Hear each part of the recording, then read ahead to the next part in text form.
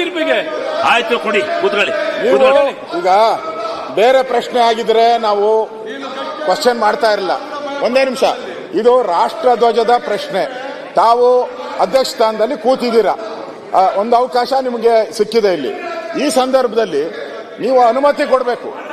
ಯಾವುದೇ ನೀವು ಅವರು ಕಾಂಗ್ರೆಸ್ ಧ್ವಜ ಬಿಜೆಪಿ ಧ್ವಜ ಅಲ್ಲ, ಇದು ರಾಷ್ಟ್ರ ಧ್ವಜ.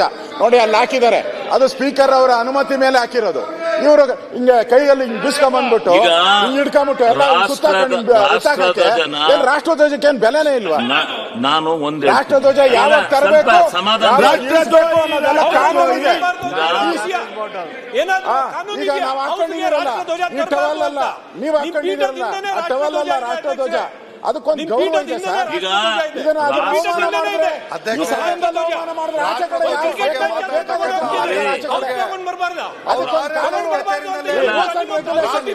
ರಾಷ್ಟ್ರಧ್ವಜನ ಸದನಕ್ಕೆ ತಂದಿರ್ತಕ್ಕಂಥದ್ದು ಸರಿಯೋ ತಪ್ಪು ಅಂತಕ್ಕಂಥದ್ದನ್ನ ವಿಮರ್ಶೆ ಮಾಡಕ್ಕೆ ಟೈಮ್ ಕೊಡಿ. ನಾವ್ ಹೇಳ್ತೀವಿ ತೀರ್ಪನ್ನ. ಈಗ ಸದನ ನಡೆಯಕ್ಕೆ ಅವಕಾಶ ಕೊಡಿ. ತನಿಖೆ ಅನ್ಬೇಕಿಲ್ಲ, ತೀರ್ಪು ಕೊಡ್ತೀವಿ. ನಾವು ತೀರ್ಪು ಕೊಡ್ತೀವಿ, ಅದೇ ಏನ್ ಕೊಡ್ತೀವಿ ತೀರ್ಮಾನ ಏನ್ ಹೇಳ್ತೀವಿ ಕೊಡಿ. ಯೋಗ ಇವರು ಪ್ರಧಾನಿಗಳು ರಾಷ್ಟ್ರಧ್ವಜದಲ್ಲಿ ಮುಖ ಒರೆಸ್ಕೊಂಡ್ರು. ಸದನನ ಒಂದು 10 ನಿಮಿಷ ಮುಂದೆ ಹಾಕಿ, 5 ನಿಮಿಷ ಮುಂದೆ ಹಾಕಿ ತೀರ್ಪು ಕೊಡಿ. ರಾಷ್ಟ್ರಧ್ವಜದ ತೀರ್ಪು ಕೊಡಿ, ರಾಷ್ಟ್ರಧ್ವಜ ತೀರ್ಪು ಕೊಡಿ. ಆಮೇಲೆ ರಾಷ್ಟ್ರಧ್ವಜ ತೀರ್ಪು ರಾಷ್ಟ್ರಧ್ವಜ ತೀರ್ಪು ಕೊಡಿ. ಮೊದಲು ಮುಖ್ಯಮಂತ್ರಿಗಳಿಗೆ ಉತ್ತರ ಕೊಡಕ್ಕೆ ಅವಕಾಶ ಕೊಟ್ಟಿದ್ದೀನಿ, ಅವರು ಉತ್ತರ ಕೊಡ್ಲಿ, ಆಮೇಲೆ ಉಳಿದಿರ್ತಕ್ಕಂಥದ್ದನ್ನ ತೀರ್ಮಾನ. ಮೊದಲು ಮುಖ್ಯಮಂತ್ರಿಗಳು ಉತ್ತರವನ್ನ ಕೊಡ್ಲಿ,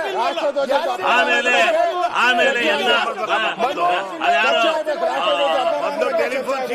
ವಿಡಿಯೋ ಮಾಡಿರ್ತಕ್ಕಂಥದ್ದು ಮತ್ತೆ ರಾಷ್ಟ್ರಧ್ವಜದ್ದು ಇವೆರಡನ್ನು ಆಮೇಲೆ ಇದು ಮಾಡೋಣ, ತೀರ್ಮಾನ ಮಾಡೋಣ. ಮನಮೋಹನ್ ಸಿಂಗ್ ಅವರ ಫೋಟೋ, ಯಾಸಿನ್ ಮಲ್ಲಿಕ್ ಅವರು ಭಯೋತ್ಪಾದಕ, ಅವರು ಮನಮೋಹನ್ ಸಿಂಗ್ ಅಲ್ಲಪ್ಪ, ಎಲ್ಲ ಮಾತಾಡ್ತೀರ, ಅದು ಏನು ಅಂತ ಇಲ್ಲಿ ಕಾಣಕ್ಕಲ್ಲ. ಅದು ಯಾಕೆ ಏನ್ ಪ್ರಯೋಜನ ಇದು? ಯಾಸಿನ್ ಮಲ್ಲಿಕ್ ಜೊತೆ ಈ ಕೋರ್ಟ್ನ ಸಂತಾನಕ್ಕೆ ಇನ್ನೇನು ಬರಕ್ಕೆ ಸಾಧ್ಯ?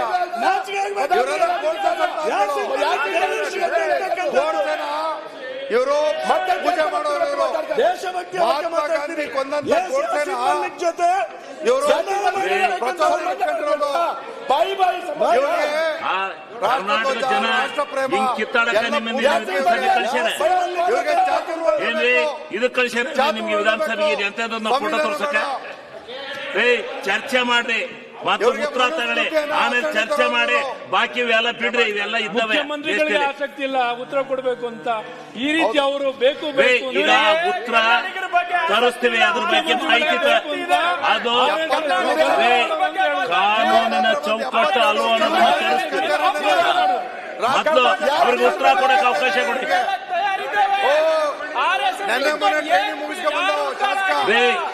ಯಾರು ಉದ್ದಾರ ಆಗಿಲ್ಲ, ನೀವು ಉದ್ದಾರ ಆಗಲ್ಲ, ಬಿಟ್ಬಿಡಿ. ನೀವು ಉದ್ದಾರ RSS ಪರವಾಗಿ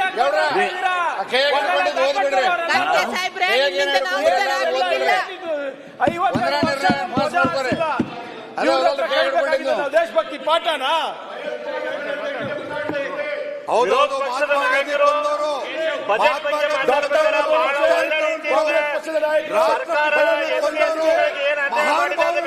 ಮಾಡಿದ್ದೇವೆ ಅಂತ ಹೇಳಿ ಆ ತಪ್ಪನ್ನು ಸದನದಲ್ಲಿ ಗಲಾಟೆ ಆಗುವಂತ ಅದನ್ನ ನಿಮ್ಗೆ ಅವಕಾಶ ತಗೊಂಡು ಹೇಳ್ರಿ.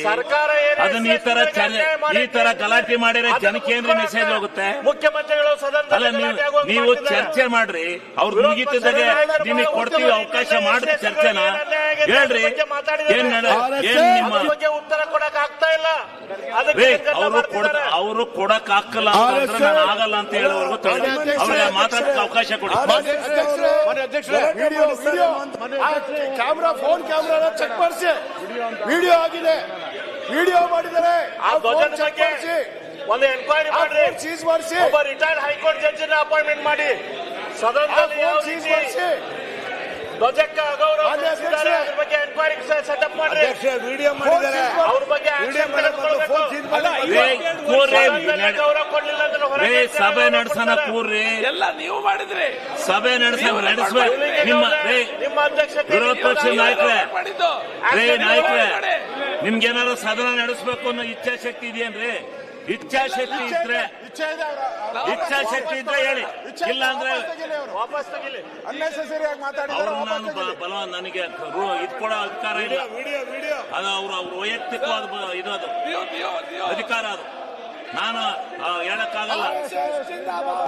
ನೋಡಿ, ಇದು ಕೆಟ್ಟ ಹೆಸರು ಬರುತ್ತೆ ಸಾರ್ವಜನಿಕವಾಗಿ. ಬೇಡಿ, ದಯವಿಟ್ಟು ಸದನ ನಡೆಸಕ್ಕೆ ಅವಕಾಶ ಕೊಡಿ. ಸರ್ಕಾರಕ್ಕೆ ಆ ಜ್ಞಾನ ಇರಬೇಕು, ಸದನ ನಡಿಬೇಕು ಅಂತ ಸರ್ಕಾರಕ್ಕೆ ಜ್ಞಾನ ಈಗ ಇರಬೇಕು. ಸದನ ನಡೆಸಕ್ಕೆ ನೀವು ಅಡ್ಡಿ ಮಾಡಿದ್ರಿ ಅಂತ ನಿಮ್ಮ ಮೇಲೆ ಆಪಾದನೆ ಬರೋದು. ಆ ಜ್ಞಾನ ಇಲ್ದಿರ ಸರ್ಕಾರ ಮಾಡ್ತಾ ಇದೆ ಇದು. ಹೇಳಿ, ಮುಖ್ಯಮಂತ್ರಿಗಳು ಉತ್ತರ ಕೊಡ್ತಾರೆ. ಈಗ ಮುಗಿಸಿ ಕೊಡಿ. ಸಭಾಧ್ಯಕ್ಷರೇ, ಅವರು ಉತ್ತರ ಕೊಡ್ತಾರಂತೆ. ಅವರು ದಯವಿಟ್ಟು ಮತ್ತೊಮ್ಮೆ ನಾವು ವಿನಂತಿ ಮಾಡ್ತೀನಿ. ಅವರು ಬಹಳ ಜನ ಮೇಲೆ ಪಾಕಿಸ್ತಾನ್ ಏಜೆಂಟ್ ಆಗಿದ್ದಾವೆ. ನಿಂತ್ಕೊಳ್ತಪ್ಪ. ಹಿಂಸೆ ಭಾಷಣ ಮಾಡಿ, ಶೋಧನಕಾರಿ ಭಾಷಣ ಮಾಡಿರ್ತಕ್ಕಂಥದ್ದು ಇದೆಲ್ಲ ಆಗಿದೆ. ಅದಕ್ಕೆ ನೀವು RSS ತರ ಸದನ ನಡೆಸಕ್ಕೆ ಅವ್ರಿಗೆ ಇಂಟ್ರೆಸ್ಟ್ ಇಲ್ಲ ಸರ್.